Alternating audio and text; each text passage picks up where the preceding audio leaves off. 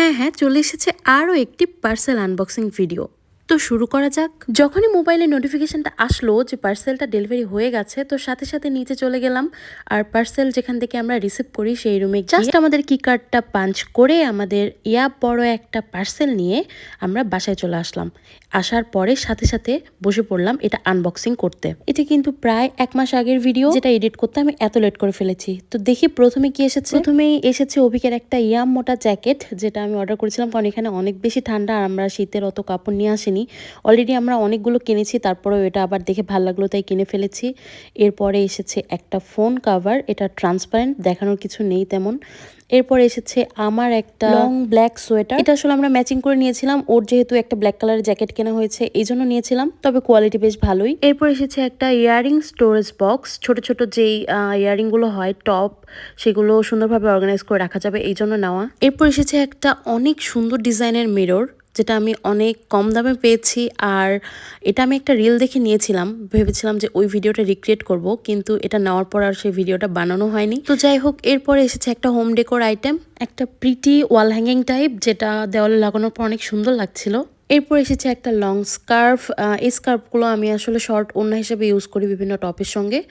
এরপর এসেছে একটা কিউট বাথরব, এটার কালার আর ডিজাইন দুইটাই আমার খুব ভালো লেগেছিল, এই জন্যই অর্ডার করা, আর এটা পেয়েছিও খুব ভালো। এরপর এসেছে দুইটা বালিশের কাভার, অ্যাকচুয়ালি এটার বেডশিটটা আমি নিয়েছিলাম কিন্তু বেডশিটের সাথে ওরা বালিশের কাভার দিয়েছিল না, এই জন্য আবার কিনতে হয়েছে। এরপর এসেছে একটা সুন্দর ব্লু টপ, যেটা আমি পরলে তোমরা দেখতে পাবে। তারপর এসেছে আরো একটা ট্রান্সপারেন্ট ফোন কাভার, এটা অভিকের জন্য। এরপর এসেছে একটা ইয়ারিং হোয়াইট কালার ফ্লোরাল ডিজাইনের। অ্যাকচুয়ালি আমি এই পার্সেলে অনেকগুলোই ছোট ছোট অ্যাক্সেসরিজ কিনেছি, সেগুলো আমি একটু ডিটেলসে তোমাদেরকে দেখাই। এই যে দেখো, এটা একটা নেক পিস সেট, এটা আমার একটা ম্যাচিং ড্রেসের সঙ্গে নেওয়া, আর এই টাইপের ডিজাইনগুলো আমার ভালোই লাগে এই জন্য নেওয়া।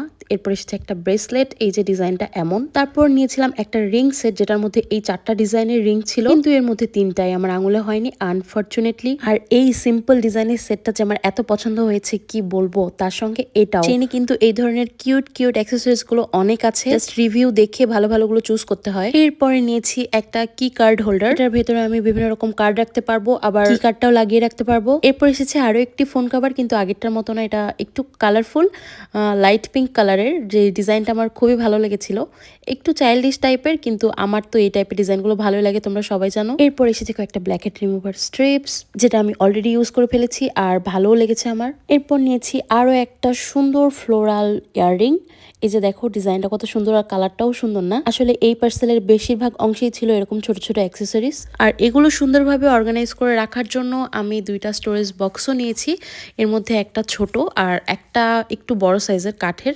তো তোমাদেরকে আগে ছোটটা দেখাই, এই যে এটা একটু ভিনটেজ লুকের, আর ছোট ছোট টপগুলো এটার মধ্যে সুন্দর করে রাখা যাবে। আর এইটা হচ্ছে একটু বড় সাইজ, এটা কাঠের। এই বক্সটা কিন্তু আগেও একটা পার্সেল আনবক্সিং ভিডিওতে তোমাদেরকে দেখিয়েছিলাম, তো ওইবার কিনেছিলাম ওইটা গিফট পারপাসে, আর এটা ভালো লেগে যাওয়ার কারণে আমিও নিয়ে নিলাম। ইচ্ছে আছে যে আমি এই বক্সটাতে একটু কালার করব, দেখা যাক কি হয়। আর লাস্ট প্রোডাক্টটা এসেছে একটা কাশ্মীরি শাল, সেইন যেহেতু চায়না বেস্ট, তো ওখানে কাশ্মীরি শাল এরকম বেশ ভালোই পাওয়া যায়, কোয়ালিটি এত ভালো পাবো আমি চিন্তাও করিনি, বেশ ভালো পেয়েছি। এই তো বক্স খালি হয়ে গেল, টাটা বাই বাই।